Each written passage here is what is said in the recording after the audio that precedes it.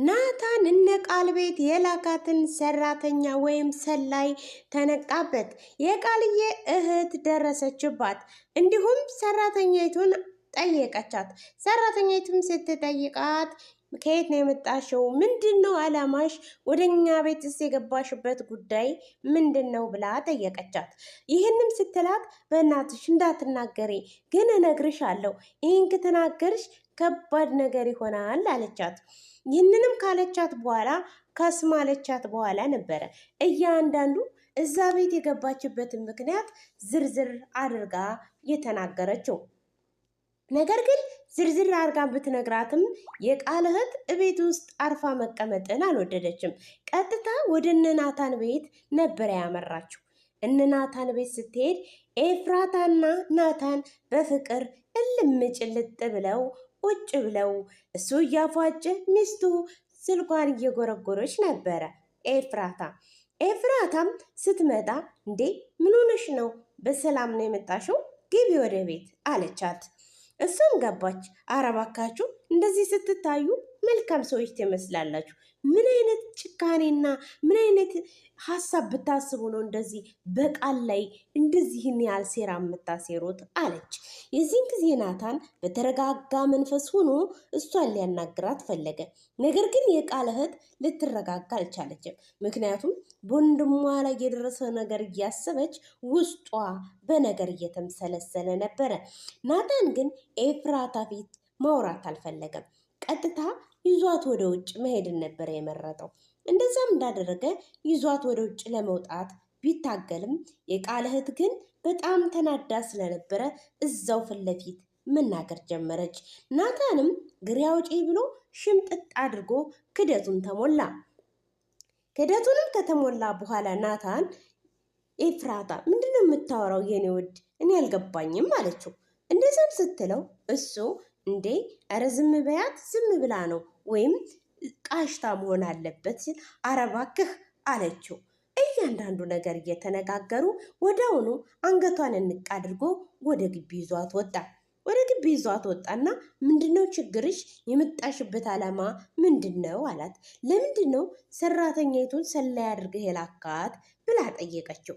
ይህንንም ብላ ስትጠይቀው እናንተ እኮ ናችሁ ቀልዱንም ውሸቱንም ድራማውንም የጀመራችሁት፣ ለዛ ነው አሁን ተከብረሽ ወደ መጣሽበት ብትሄጂ ምን ይመስልሻል አላት። ይህንንም ሲላት እጅግ በጣም ተናደደች፣ በጣምም ተበሳጨች። እንዴት ይሄ ነገር በእኛ ላይ ሊሰራ ይችላል? ልጃችሁን እኮ አምጥቶ ያስረከባችሁ፣ አሁን ደብቃችሁ የምትጠቀሙት ልጅ እኮ የኔ ወንድም ነው የሰጣችሁ አይደል እንዴ አለችው። ዝም በይ በቃ ከወንድምሽ ጋር እንነጋገርበታለን ተባለ። እንግዲህ አቤል እንዳያችሁት ቃል የሆነ በር ውስጥ ማጎሪያ ውስጥ አግቶት ነበረ። አስገብቶ ክላሱን ዘጋበት። ክላሱንም ከዘጋበት በኋላ ቀጥታ ወደ እነ ኤፍራታ ቤት ጉዞውን አቀና። አቤልም ቀጥታ የደወለው ዘበኛው ጋር ነበረ። ዘበኛው ጋር ሲደውልም ዘበኛው እኔ በጣም ችግር ውስጥ ነኝ፣ እባክህ አሁን ለመምጣት አይመቸኝም አለው። በጣም ተናዶ አትረቡም አትጠቅሙም ማለት ጀመረ። ይህንንም ሲል በጣም ተናዶ ስልኩን ዘጋና ቀጥታ ወደ ዳጊ ነበር የደወለው። ዳጊ ሲደውልለት ከዳጊም ያልጠበቀው መልስ ተመለሰለት። የዚህን ጊዜ አቤል እጅግ ልቡ ተሰበረ፣ በጣም ማዘነ። አሁን ምን አድርጌ ነው ከዚህ መውጣት የሚችለው እያለ እያምሰለሰለና እያምሰለሰለ ከዛ በሩን ለመክፈት መታገሉን ቀጠለ። ግን እንደ ፈቃዱ ሆኖ በሩ በፈለገው መልኩ ተከፈተለት። ይዛኔ በሩ ሲከፈትለት ቀጥታ እግሬ አውጪ ብሎ መሮጥን መረጠ። ያኔ ከወጣ በኋላም ቀጥታ ወደ ቤቱ ይሄዳል። የዛኔ ቃል ይመጣና ወደ ቤት ሲመጣ እንደምታውቁት እንግዲህ ጽዮን እርጉዝ ነች። ጽዮን ጋር መጥቶ እንዴት ነሽ አላት። እግዚአብሔር ይመስገን ደህና ነህ? አገኘኸው? ጠፋክ አለችው። አለው ተባባሉ። የዛን ጊዜ ሉሊት ቆዝማ ተቀምጣ ነበረ። ሉሊት ምን ሆነሻል? ችግር አለ አለቻት። ምንም የለም ብላ ሉሊት ጸጥ አለች። የዛኔ ቀጥታ ወሬያቸውን ቀጠሉ። ጽዮንና ቃል የጠበቀ ግንኙነት አላቸው። ይቺ ልጅ ግን ከሁሉም ፍቅር ሊይዛት ነው እንዴ? እኔ ግን አሁን ሳስታውል ፍቅር ሊይዛት ይመስለኛል ከቃል። የእሷ ነገር እኮ አያልቅም። አንዴ ከቢኒያም አንዴ ከዚህ ከእንትላ ከሚባለው ማለት ነው ከአቤል እያለች ትቀጥላለች ማለት ነው። እና እሷ ነፍሰ ጡር ናት፣ ሆዷም እያስታወቀ ነው። ነገር ግን ከቃል መለየትን አትፈልግም። በዚህ ሰዓት ነበረ እነሱ እየተነጋገሩ በነበረበት ሰዓት ሉሊት ስለተጠራጠረች ድሮ ትዝ ካላችሁ ድራማው ሲጀምር በእንትል ሆኖ በካርቶን ሆኖ የሆነ የእንትል ቁራጭ መጥቶ ነበረ። እሱ እንዳልነግራችሁ ዩቲዩብ ስለማይወደው ማለት ነው የመጣውን ታስታውሱታላችሁ። ያን ነገር ያደረገው ለካ የዘበኛው አባት ወይም ወንድም ነበረ። ይህም ሲሆን ነው ሉሊት ታውቃላችሁ፣ ሁሉን ነገር መጋፈጥ ትወዳለች። ሁሉን ነገር ፊት ለፊት መግጠም ትፈልጋለች። ነገር ግን የትናንቱ ነው ግን ከበድ ያለ ሆኖባት ነበረ። ክፍል 203 204 ላይ ትሻላለች። ቀጥታ የዘበኛውን ዕቃ እየፈተሸች ባለችበት እንግዲህ ገኒና ሉሊት አይን ላይን የተፋጠጡ ናቸው። ገኒዬም ቁማ ትመለከታት ጀመረች። እንዴ ይቺ ሴትዮ እዚህ ሰውዬ እንትን ምንድን ነው የምትሰራው ብላ ቆም ብላ እያየችና እየተመለከተች ልታስደነግጣት አልፈለገችም። ነገር ግን ሉሊት እዚህ ምን ትሰሪያለሽ የሚል ድምፅ አንጸባረቀች። ገንዬ ይህንን ስታንጸባርቅ ሉሊትም ፈጠን ብላ ከዘበኛው ክላስ ትወጣለች። ወጣ ቆይ ሉሊት ምንድን ነው? እኔ እኮ ከጽዮን ፊት ለፊት እኮ እንትን አልልሽም ብዬ ነው እንጂ የሆነ ችግርም አለ። ይሄ ግድግዳ ግማሽ የሚያክል ሰውዬ የት ነው የምታውቂው? ተናገሪ አለቻት። የዚህን ጊዜ ሉሊት እየተረበተበተችን ቢሆን ለመሸምጠት ሞከረች። መላጢት ደግሞ ዛሬ በግራ ጎንሽ ነው እንደ የተነሳሽው ምን ለማለት ፈልገሽ ነው ብላ ለማስቀየስ ፈለገች። ገንዬ ግን ማስቀየስን አልወደደችም። ፊት ለፊት ልትጠይቃት ወደደች። ነገር ግን ሉሊት የመናገርም ዓላማ አልነበራትም። ኧረ እባክሽ ዝም ብዬ ነው አለች። እንግዲህ ዘበኛው ወደ ቤተሰቦቹ ቤት ቀጥታ ያመራል። እሱ የነበረው እነ ጽዮን ግቢ ነበረ። ለወንድሙ ግን ያለው አቤል ጋ ነኝ የሚል ቃል ሰጥቶት ነበረ። ወንድሙም ደግሞ እና አቤል ቤት ቀጥታ ይሄድና የአቤልን እናት አቤልና ወንድሜ የት ናቸው ብሎ ሲጠይቃት አይ እኔ አላቅም መቶ ማያቅም ኧረ ለረጅም ጊዜ ከኛ እርቋል ብላ መልስ ትመልስለታለች። ወንድምየውም በንዴት ይመጣና ቤት እናቱን ይመጣና ወንድሜ አልገባም አይደለ ብሎ ተናገረ። የዚህን እናት መከረኛዋ እየተርበተበተች ኧረ በጊዜ ነው የመጣው በጊዜ እኮ ነው የገባው ማለት እጅ ጀምራለች። ይህንንም ስትል ነበረ ወንድምየው አይ በጣም ጥሩ እንደዚህ ከሆነማ ክላሱ ነው ማለት ነው ልሄድ ሲላት፣ እናትየዋም ልጇን ያላትን ላለመተው ብላ ይህኛውን ለማረጋጋት ሞከረች። ለማንኛውም ሲጨርስ ወደ ክላስ ይምጣ ብሎ አጭር መልስ ለእናቱ ሰጥቶ ወደ ክላሱ ይገባል። ወደ ክላሱ ከገባም በኋላ ቀጥታ ወንድሙ ሲደዋወሉ አቤል ጋር ነበረ። ለአቤል ደውሎ አቤል እንዴት ነህ ሰላም ነው ሲለው ሰላም ነኝ ወንድሜ ወደ እናንተ መጥቶ ነበር እንዴ የሚል ጥያቄ አነሳ። አዎ መጥቷል፣ ነገር ግን አንተ ሰፈር ውስጥ መተህ እንደማታውቅ እናቴ ነግረዋለች የሚል ንግግር ሲናገረው በጣም ነበር የደነገጠው። እንዲህ አለ፣ ግራ ተጋባ። የዛኔ ወንድሙ የግድግዳ ግማሽ የሚያክል ወንድሙ ግድግዳውን ተለጥፎ እያዳመጠው ነበረ። ይህንንም ሲያዳምጠው ወይኔ ጉዴ በቃ አንተ ጋር እንዳልመጣው ታውቁብኛል ማለት ነው ብሎ ይነግረዋል። አዎ እማዬ ነግረዋለች አለ። የዚህን ጊዜ ነበረ በጣም ግራ የተጋባው። ይህንን እያለ ፊት ለፊት ተፋጥጠው ነበረ። በድጋሚ ይቺ የነናታን ስራ አጋዥ የተባለችዋ በጽዮን ላይ ወይም በኤፍራታ ላይ የሆነ ተንኮል አስባለች። ምክንያቱም ኤፍራታዬ ከፎቅ እየወረደች በነበረበት ሰዓት እሷን ለማናደድ ብላ የሰራችው ናታን ላይ አንድ ድራማ ሰርታበታለች። ናታን ግን ሁሉን ነገር በችልተኝነት ስለሚመለከት ነው እንጂ ይቺ በጣም የሆነ ያሴረችው ሴራ ከጮኛዋ ጋር ተነጋግራ መታ ማድረግ የምትፈልገው የሆነ የተደበቀ ሚስጥር ያለ ይመስለኛል። ብቻ አይደለም አለ። ምክንያቱም ተንኮል በውስጧ አዝላለች። ልክ ኤፍራታዬ ከወደ ፎቁ ቀጥታ ወደ ታች ስትወርድ እንዲህ አንተስ ምንድን ነው ልብስህ ምንድን ነው ብላ መናገርን ጀመረች። ይህንንም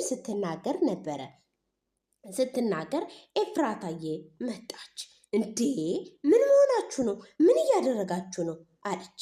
እንኳን እሷ ይቅርና እንኳን አይደለም ባሌን የምወደውን ራሱ ሌላ ሰው እንዲነካም ወይም ሌላ ሰው እንዲያስተካከለውም ራሱ እኔ በራሴ አልፈቅድም ማለት ነው። እና በጣም ነው ግርም የሚለው። አይገርማችሁም?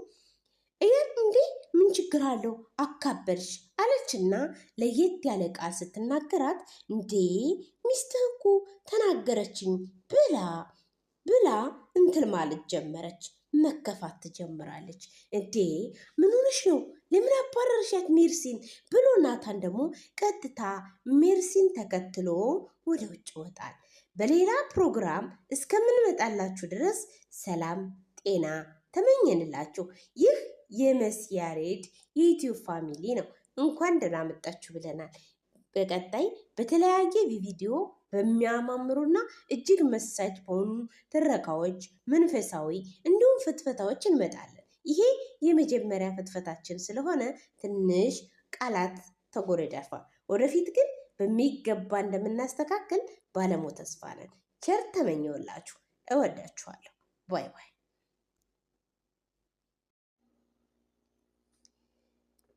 ነገረ ጋብቻ ክፍል 2። ከምንም በፊት የጋብቻን ዓላማ ማወቅ አለባችሁ። በሕይወታችን ለምን ጋብቻ እንደሚያስፈልግ መረዳት አለባችሁ። ከዚህ ውጪ ሌላ ነገርን አትጠይቁ። እናስ ጋብቻ ዓላማው ምንድን ነው? ለምንድን እግዚአብሔር ጋብቻን የሰጠን? ብፁዕ ጳውሎስም እናድምጠው እንዲህ ያለውን ስለ ዝሙት ጠንቅቅ፣ ለእያንዳንዱ ለራስህ ሚስት ትኑረው፣ ለእያንዳንዲቱ ደግሞ ለራሷ ባል ይኑራት። አንደኛ ቆሮንጦስ ምዕራፍ 7 ከቁጥር 2። ከድህነት ይወጣል ትወጣ ዘንድም ነው የሚል ወይም ሀብት ለማግኘት ሲባል ነው የሚለውንም አይደለም። ታዲያ ምንድን ነው የሚሉ ከዝሙት እንጠበቅ ዘንድ ራሳችንን መቆጣጠር እንችል ዘንድ ንጽህናንም ገንዘብንም እናደርግ ዘንድ በትዳር አጋራችን ደስ በተሰኘን እግዚአብሔርን እናመስግን ዘንድ። አያችሁ፣ ይሄ ነው ጋብቻ ስጦታ፣ ይሄ ነው የጋብቻ ፍሬ፣ ይሄ ነው የጋብቻ ጥቅሙ። ስለዚህ ልጆቼ እንማልዳችኋለን። ትልቁ ዘግታችሁ ዓይናችሁን ትንሹ ላይ አታሳርፉ።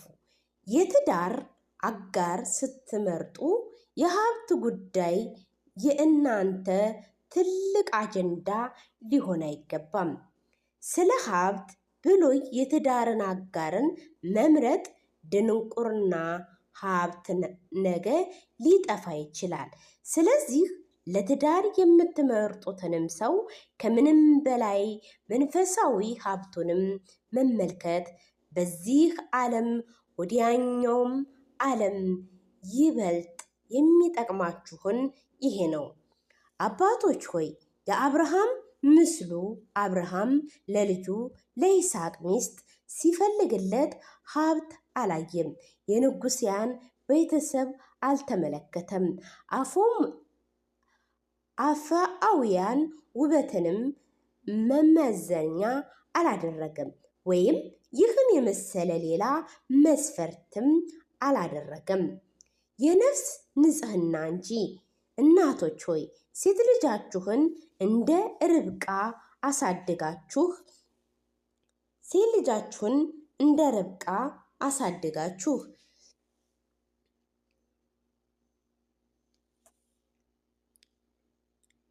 እናንተም ማግባት የምትሹ ወጣቶች ሆይ ይስሐቅ ምስሉ ዘፈንን፣ ዳንኪራን፣ ሳቅንና ስላቅን ከከበሮና ከዋሽንት ጫጫታ ሌላው የዳቢሎስ አትርኢ በሰርጋችሁ ቀን አታስቡ። ከዚህ ይልቅም የምታደርጉትንም ሁሉ ላይ እግዚአብሔር እንዲቀድምላችሁ ለምኑት። ይህ ያደረገ ይሆን ትዳርን፣ ፍችን፣ ዝሙትን፣ ቅናት፣ ጭቅጭቅንም፣ ንትርክንም የሌላውም ሆኖ ይጸናላችኋል። ይህ ያደረጋችሁ እንደሆነ ሌላው በረከትንም ተትረፍርፎ ይመጣላችኋል። የአውሎ ንፋስም አይነት በዙሪያችሁ ቢነፍስም አትነዋወጹም።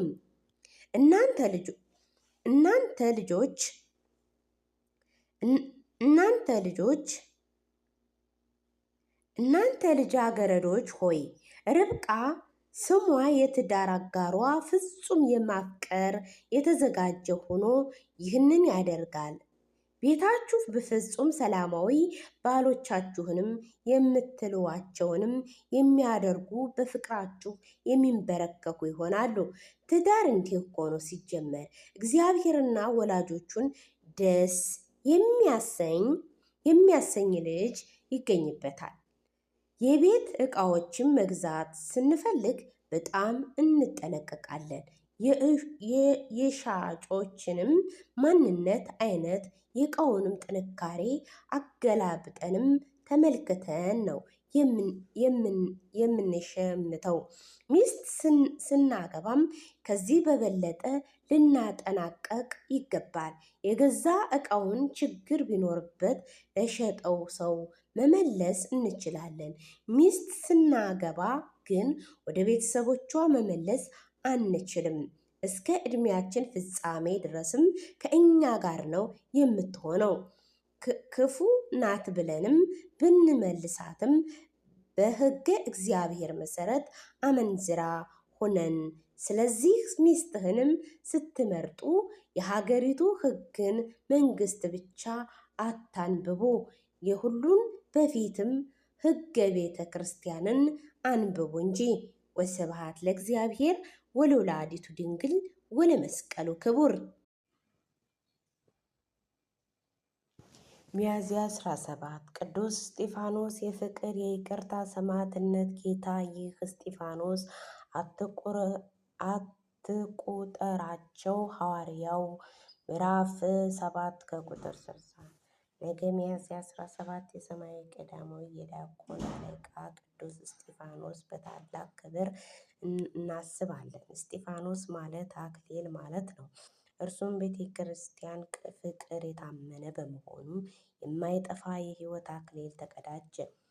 ለምን ቅዱስ እስጢፋኖስ እንወደዋለን? የታማኝ ተምሳሌት በሐዋርያት እጅ የተሾመ 7 ዲያቆናት መካከል በጸጋና በኃይል ተሞልቶ ሕዝቡን መካከል ድንቅና ታምራቱን ያደረገ ነበረ። የይቅርታ ምሕረት በድንጋይ የተወገረ ሳለ በጭካኔ ለሚወግሩት ሰዎችም ምሕረትን የለመነ የፍቅር አባት ነው። ይህ ተግባሩ የጌታችን የመስቀል ላይ ቃል በተግባርን ያሳየበት ነው። ሰማይ ተከፍቶ ያየ መከራ በጸናበት ሰዓትም ዓይኑንም ወደ ሰማይ አቅንቶ እግዚአብሔር ክብር ጌታችን በአባቱ ቀኝ ቆሞ ያየ የታደለ ቅዱስ ነው። መታሰቢያ ግጥም በሐኖስም በቀኝም በስለትም ተወልዶ ከዮሐንስ ተምሮ በፍቅር ታሽቶ በሐዋርያዎች ማሰብ قول طيب قول شو تبع ما تقول والله إذا ما بتكمل ما بقول لك شو تبع كلم هيدا خلاها انت نايف اسمع لا قول لي ما صوي كلم تكلم زي ما بتكلم مع سوي መታሰቢያ ገጥሞ በሄኖት ስም ቀኝቷ ስለትም ተወለደ። هيك كلم عشان بس تكبر يصير بك هيك. عمرك 13 14 كمان هيك تكلمني. هل انت 14 يا الله.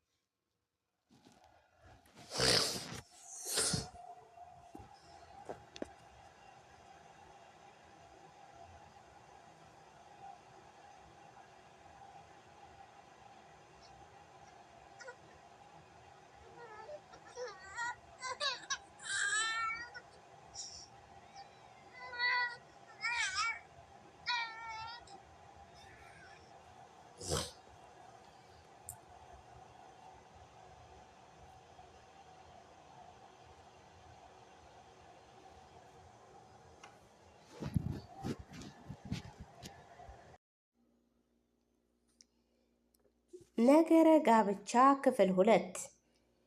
ከምንም በፊት የጋብቻን ዓላማ ማወቅ አለባችሁ። በሕይወታችን ለምን ጋብቻ እንደሚያስፈልግ መረዳት አለባችሁ። ከዚህ ውጪ ሌላ ነገርን አትጠይቁ። እናስ ጋብቻ ዓላማው ምንድን ነው?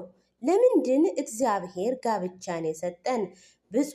ብፁዕ ጳውሎስም እናድምጠው እንዲህ ያለውን ስለ ዝሙት ጠንቅቅ፣ ለእያንዳንዱ ለራስህ ሚስት ትኑረው፣ ለእያንዳንዲቱ ደግሞ ለራሷ ባል ይኑራት። አንደኛ ቆሮንጦስ ምዕራፍ 7 ከቁጥር 2። ከድህነት ይወጣል ትወጣ ዘንድም ነው የሚል ወይም ሀብት ለማግኘት ሲባል ነው የሚለውንም አይደለም። ታዲያ ምንድን ነው የሚሉ ከዝሙት እንጠበቅ ዘንድ ራሳችንን መቆጣጠር እንችል ዘንድ ንጽህናንም ገንዘብንም እናደርግ ዘንድ በትዳር አጋራችን ደስ በተሰኘን እግዚአብሔርን እናመስግን ዘንድ። አያችሁ፣ ይሄ ነው ጋብቻ ስጦታ፣ ይሄ ነው የጋብቻ ፍሬ፣ ይሄ ነው የጋብቻ ጥቅሙ። ስለዚህ ልጆቼ እንማልዳችኋለን። ትልቁ ዘግታችሁ ዓይናችሁን ትንሹ ላይ አታሳርፉ። የትዳር አጋር ስትመርጡ የሀብት ጉዳይ የእናንተ ትልቅ አጀንዳ ሊሆን አይገባም። ስለ ሀብት ብሎ የትዳርን አጋርን መምረጥ ድንቁርና፣ ሀብት ነገ ሊጠፋ ይችላል። ስለዚህ ለትዳር የምትመርጡትንም ሰው ከምንም በላይ መንፈሳዊ ሀብቱንም መመልከት፣ በዚህ ዓለም ወዲያኛውም ዓለም ይበልጥ የሚጠቅማችሁን ይሄ ነው። አባቶች ሆይ የአብርሃም ምስሉ አብርሃም ለልጁ ለይስሐቅ ሚስት ሲፈልግለት ሀብት አላየም፣ የንጉሥያን ቤተሰብ አልተመለከተም፣ አፍአውያን ውበትንም መመዘኛ አላደረገም፣ ወይም ይህን የመሰለ ሌላ መስፈርትም አላደረገም፣ የነፍስ ንጽሕና እንጂ። እናቶች ሆይ ሴት ልጃችሁን እንደ ርብቃ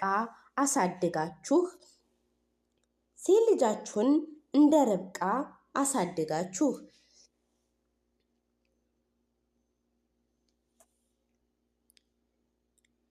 እናንተም ማግባት የምትሹ ወጣቶች ሆይ ይስሐቅ ምስሉ ዘፈንን፣ ዳንኪራን፣ ሳቅንና ስላቅን ከከበሮና ከዋሽንት ጫጫታ ሌላው የዳቢሎስ አትርኢ በሰርጋችሁ ቀን አታስቡ። ከዚህ ይልቅም የምታደርጉትንም ሁሉ ላይ እግዚአብሔር እንዲቀድምላችሁ ለምኑት። ይህ ያደረገ ይሆን ትዳርን፣ ፍችን፣ ዝሙትን፣ ቅናት፣ ጭቅጭቅንም፣ ንትርክንም የሌላውም ሆኖ ይጸናላችኋል። ይህ ያደረጋችሁ እንደሆነ ሌላው በረከትንም ተትረፍርፎ ይመጣላችኋል። የአውሎ ንፋስም አይነት በዙሪያችሁ ቢነፍስም አትነዋወጹም።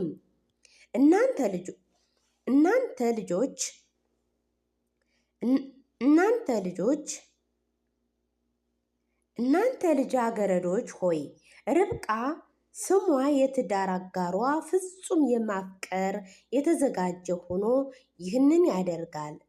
ቤታችሁ በፍጹም ሰላማዊ ባሎቻችሁንም የምትሏቸውንም የሚያደርጉ በፍቅራችሁ የሚንበረከኩ ይሆናሉ።